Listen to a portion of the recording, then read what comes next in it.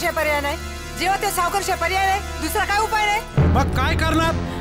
त्याला दुसरा पर्याय नाही. दुबार पेरणी करावीच लागेल. अरे देवा, काय करू मी आता?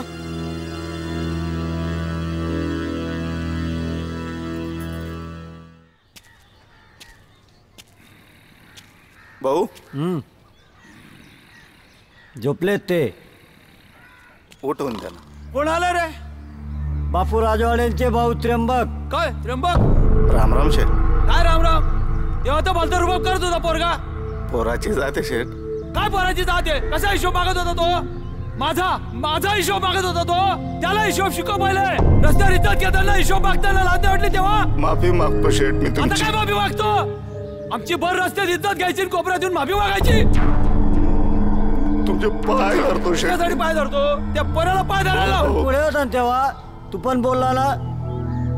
काय काम काढलं होतं? लय भेटले शेठ. काय भेटले? पैसे लागणार होते 20,000. 20,000 रुपये? बापूला माहिती का? बापूनेच पाठवलंय शेठ मला. ते बापूची कागद कुठे आहे रे? आहेत ना. आणि इकडं सांगतो, बापूची सही लागेल त्यावर. बापू इथं लागेल. मी काय म्हणतोय? बापूंना सांगतो ना. बापू लागेल इथं, सही लागेल, सही. मी सांगतो शेठ बापूंना. जा आता.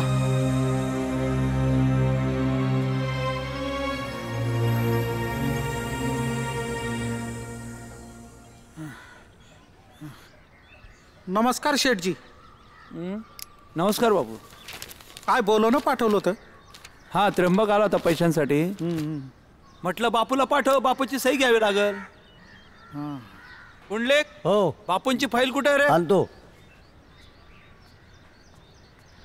ही घ्या. पेन दे. हो. सगळं बरोबर लिहिलंय ना? हो. बापू सही करा. हो.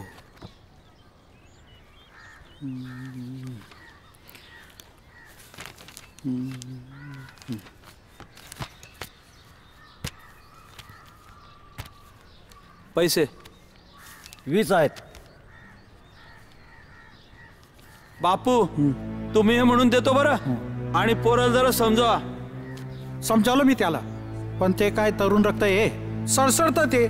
त्यांना काय माहिती शेठजीचे किती उपकार आहेत. तुमचे फार उपकार आहेत शेठजी आमच्यावर. त्याची जाणीव पोरानं करून द्या म्हटलं. हो हो हो. ठीक आहे. पुंडलिक, हो. घरातलं बघ. बरं. तर किती लांब आहे रे दुकान?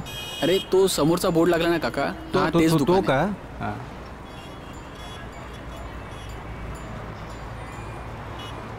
हळूहळू. हा हां. हा, इकडनं आहे ना, खाली जायचं. हो. अच्छा. नमस्कार दादा. नमस्कार. हो, आम्हाला फोन घ्यायचा होता. मोबाईल घ्यायचा आहे का? हा.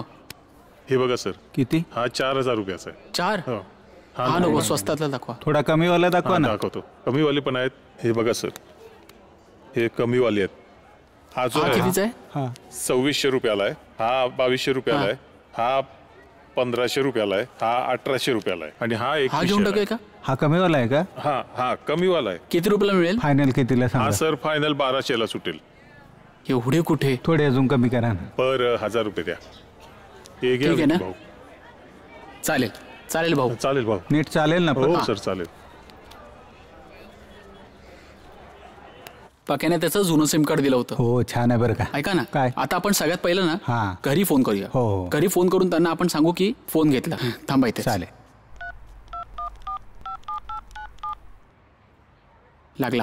लागला का? भाईदासने ते मागचं फोन बांधलं ना. आला, हो, फोन तुम्ही बोलले आला, होते ना. फोन आला. हा. बापू फोन आला. त्र्यंबक बघ रे. हॅलो, कोण? काका, भूषण बोलतोय. हा बोल भूषण. हा, आम्ही आजच मोबाईल घेतला नवीन. काय? का? काय झालं? वा वा वा वा. इथं तुझा बाप व्याजाने पैसे काढून शेतीसाठी झटून जीव घालवतोय आणि तिकडे तुला मोबाईल घ्यायची मस्ती आली काय रे? अरे एक काही बोलू नकोस. शहाणा झालास का तू? मी का मजा करायला थोडीचा फोन घेतला. काय बोलतोय त्र्यंबक? हो पण त्याला फोन दे. अरे हा, काय रे त्र्यंबका, काय झालं? कशाला राग काढतोस पोरावर?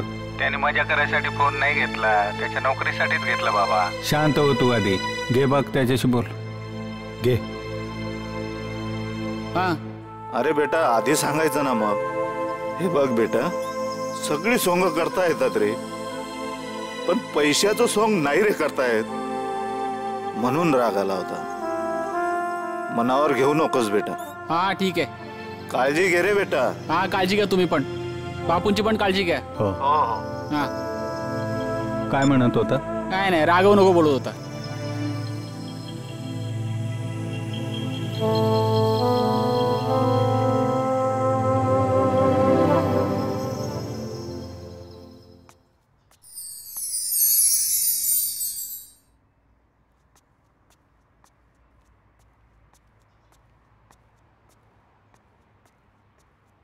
तुला सांगितलेले पेपर आणून दे. नमस्कार सर. नमस्कार सर. हा बोला.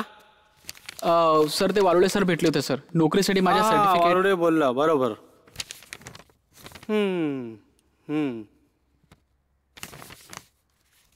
आम्ही तुम्हाला नोकरी देतोय. Thank you sir. परंतु टार्गेट पूर्ण नाही केलं तर मात्र परिणाम नाही काय सर. होतील? सर मी टार्गेट पूर्ण कंप्लीट करीन. ओके चला चला. Thank you sir. Thank you so much. चला चला चला चला.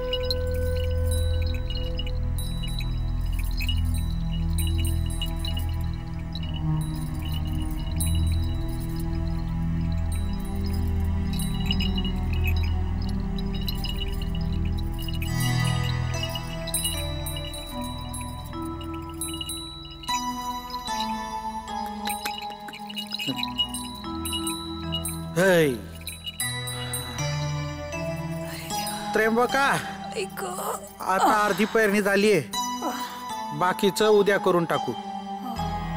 देवा तुझाच आसरा आहे रे बाबा. हा यंदा तरी पाऊस पडू दे रे बाबा. खूप त्रास होतो देवा. परमेश्वरा, तुझ्यावरच आस आहे रे बाबा आमची.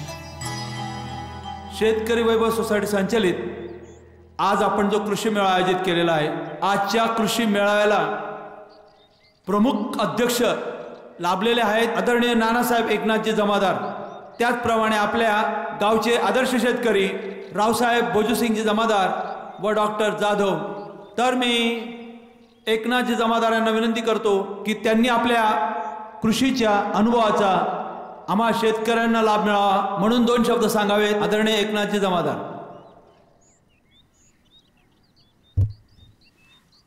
नमस्कार मित्रांनो, शेतकऱ्यांच्या आत्महत्या गंभीर विषय आहे. या प्रश्नावरती सखोल अभ्यास करण्याची गरज आहे. हवामानात बदल, न परवडणारी शेती ही फार कठीण परिस्थिती झालेली आहे. लहान शेतकऱ्यांना त्यांचा संसार चालवणं आता फार अडचणीचं झालेलं आहे. मी समजू शकतो, परिस्थिती फार गंभीर आहे. काय गंभीर आहे? हा बापू राजवाडे गंभीर आहे आणि म्हणे आत्महत्या. अरे हा प्रश्न काय सांगताय? ऐकून तर घेऊ आपण. काय ऐकायचं त्यांचं? जा तू ऐक.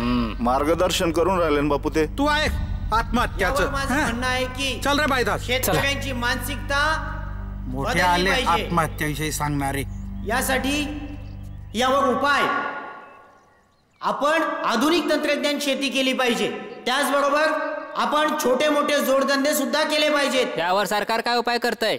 सरकार यावर आपल्याला आधुनिक तंत्रज्ञानाची माहिती देणार. यासाठी तुम्ही सरकारी कर्मचाऱ्यांकडूनच मार्गदर्शन घ्या. चुकीची माहिती घेऊ नका. जसं 7 लोकांना आपण विचारलं तर 7 प्रकारची उत्तरं मिळतात. म्हणून तुम्ही कृषी अधिकाऱ्याशी संपर्क साधा. सरकार पदोपदी तुमच्या मार्गदर्शनासाठी सज्ज आहे आणि या माहितीमुळे तुमच्या शेतीसाठी नक्कीच मदत होईल, ज्याने आपल्या सर्व शेतकऱ्यांचा आत्मविश्वास वाढेल. आपण स्वतःमध्ये बदल करून घेतला पाहिजे. सरकारच्या धोरणावर विश्वास ठेवा आणि यासाठी शेतीतज्ञ जाधव साहेब आपल्याला वेळोवेळी मार्गदर्शन करतील. पण याच्यासाठी पैसा कोण देणार? यासाठी पैशांची तरतूद सरकारनं केली आहे. अहो, कितीतरी बँकांनी मदतीचा हात पुढे केला आहे. ते तुम्हाला आधुनिक शेतीसाठी कर्ज देतील. शेतकरी वैभव सोसायटी व अशा अनेक बँका तुम्हाला कर्ज देण्यासाठी तयार आहेत. त्याचा सदुपयोग आपण शेतीसाठी करावा, तंत्रज्ञानाचा उपयोग करावा आणि शेतीचं उत्पन्न वाढवण्यासाठी तुम्हाला हवामानाचा अचूक अंदाज घ्यावा लागेल. तरी या कार्यक्रमाबाबतीत आमच्या मार्गदर्शनाबद्दल कुणाला शंका कुशंका असतील तर आपण विचारू शकता. नानासाहेब, मला एक विचारायचं आहे. हा, बोला. यावर्षी नापिकी झाली, दुबार पेरणीची वेळ आली आणि तुम्ही म्हणताय की बँक कर्ज देणार, परंतु आमच्या उतारांवर पहिलेच बोज आहे. तर याच्यातून काय मार्ग काढता येईल तेवढं आम्हाला मार्गदर्शन करा. शेतकरी वैभव सोसायटी तसेच सहकारी व असहकारी अशा अनेक बँका तुम्हाला या कामामध्ये मदत करतील. म्हणून आपण खंबीर व्हावं आणि तुम्ही खंबीर राहून आपण खचून न जाता आत्महत्या करू नका. तसेच लक्षात ठेवा, पदोपदी सरकारी बँका तुमच्यासाठी उपलब्ध आहेत. या अशा बँकांचा, सरकारी योजनांचा आणि या अशा मार्गदर्शनापर कार्यक्रमांचा तुम्ही लाभ घ्या आणि स्वतःचा विकास करा.